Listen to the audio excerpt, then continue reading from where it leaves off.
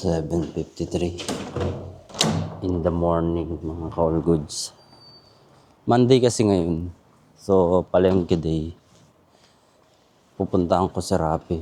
Kaso tulog pa to kasi panggabi siya kagabi. Nabanggit kasi sa akin ni M na magmamarket daw siya. Subukan kong gisingin. Day off ko naman kasi ngayon. Sana gising na siya. Baka tulog pa to.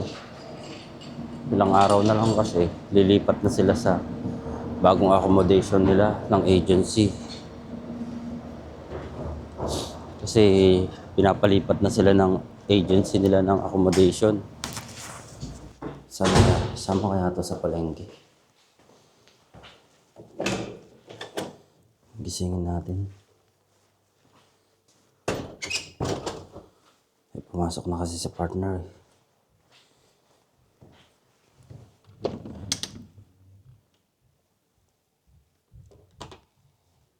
Tulog pa to.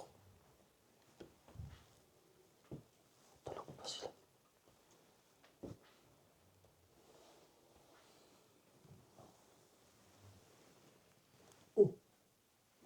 Magmamarket ka? Hindi na. Kala ko magmamarket ka eh. Sige na, ako na lang.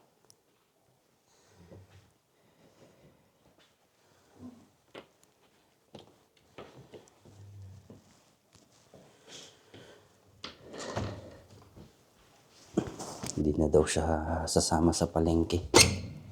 Kaya ako na lang. Kala ko kasi sasama sila kay. Hindi pala. Kaya ako na lang mag-isa ngayon. Wala akong kasama. Makulimlim na naman mga ka-all goods. Pangit ng weather.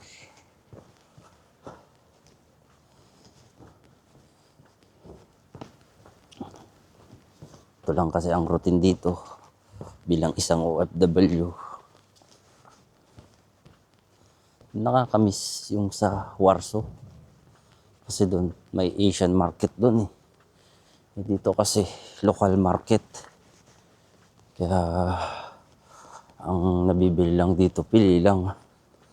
Doon kasi sa Zloty Tarasi nung nasa Warsaw pa kami. Kahit pa paano nakakabili ng mga Asian product doon. Dito kasi pili lang. Dahil wala akong kasama ngayon mamalengke, okay lang. Bibiling ko lang naman, konti lang naman. Yung pang-stock ng ilang araw. Yun, nagre-request kasi si partner na mag-marinate daw ako ng pang-stock niya ng ilang araw. Kasi ilang araw silang mag-i-stay sa hostel habang nire-renovate yung bago nilang lilipatang kwarto, bago nilang lilipatan na flat. Yun, kaya ilang araw silang mag-i-stay ng hostel. Yun. Pero sabi ko sa kanya, kung hindi ka comfortable dun sa hostel, pwede naman siya makitulog sa kwarto ko pag gusto niya. Depende daw sa kanya yun.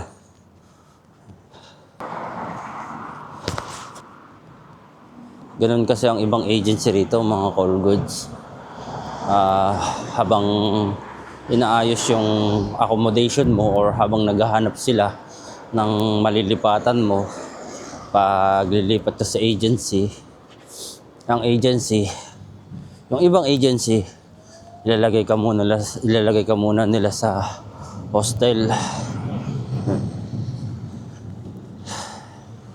Parang kami nung unang araw ko rito sa agency before, nung unang araw ko sa agency ko before, and nag-stay din kami ng hostel. Ilang days din yun. Days din lang naman bago kami nilipat sa toong accommodation. Ganun ang ibang agency kasi dito sa Poland. Hanggat wala silang nakikitang maayos-ayos na tutulugan mo, ilalagay ka muna nila sa hostel. Kaya sila partner lilipat na ulit ng bagong accommodation, sila Rapi, yung mga kaplat nila Rapi. Kaya ilalagay muna sila sa hostel habang inaayos pa yung permanent accommodation nila. Malapit lang naman sa trabaho nila. Anyway, malapit na ako sa palengke mga call goods. Yan. Monday kaya medyo tulog pa yung mga tao. Daming paninda ngayon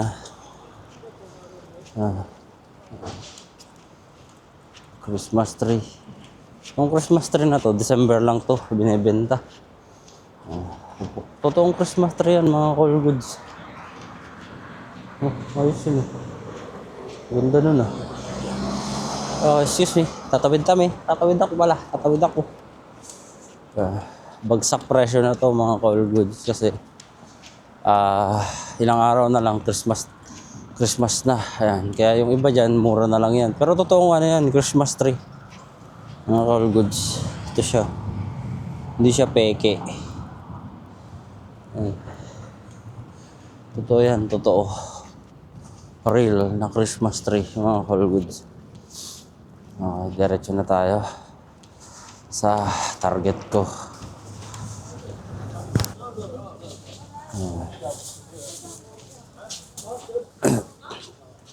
Tayo sa isdaan ba tayo? Sarado yata ang isdaan ngayon kasi Monday. Sarado sila kasi minsan pag Monday. Dahil nga pala magka-Christmas. Daming pila, grabe.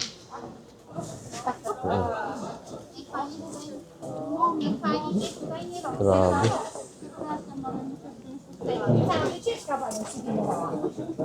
Salmon. Thank you. Grabe. Daming stock nila ngayon. Talagang pinagandaan nila. Ito.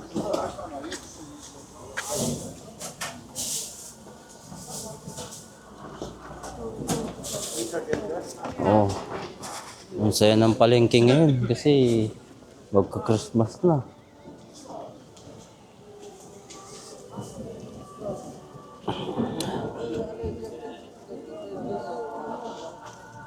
Yeras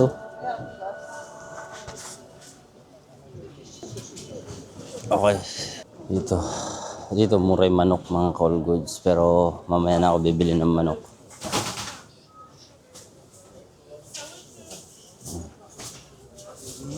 Mamaya na ako bibili.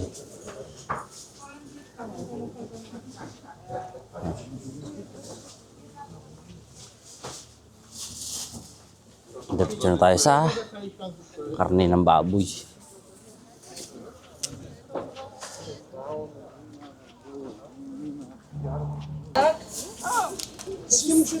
Nie, to tam jak można, ja sobie to wyciągnę, to ma pani 3 grosze i jest okej. I to wszystko poproszę kartą. Dzień dobry. Dzień dobry. Ja poproszę karkówki takie ładną. No, a czy węższa jest? Mura dito, 25 lang, 28, 21. Dito pala yung pila. Doon ako nakapila.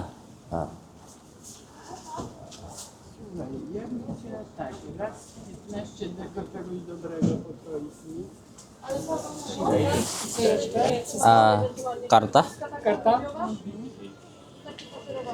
27, 74.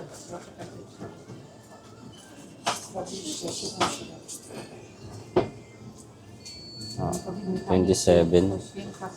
Mura na to. Jest okej, dziękuję.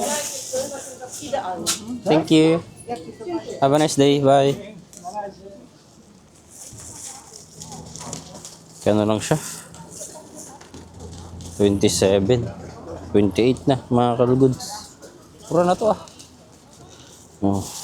Almost or more than 1 kilo. Pwede na mga kalugoods.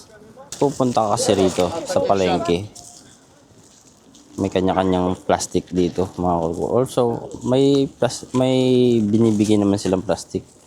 Pero yung walang hawakan. Kaya mas maganda na yung nagdala tayo ng plastic. Sa kabila ako bibili.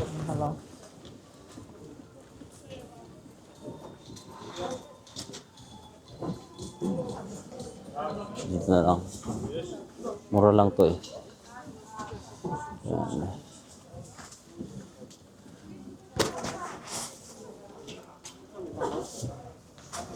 Pili dahon ng sibuyas, stress lang. Pwede na to.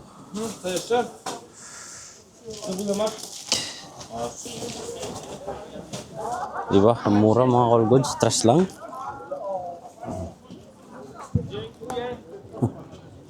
Ang laki pa, stress lang.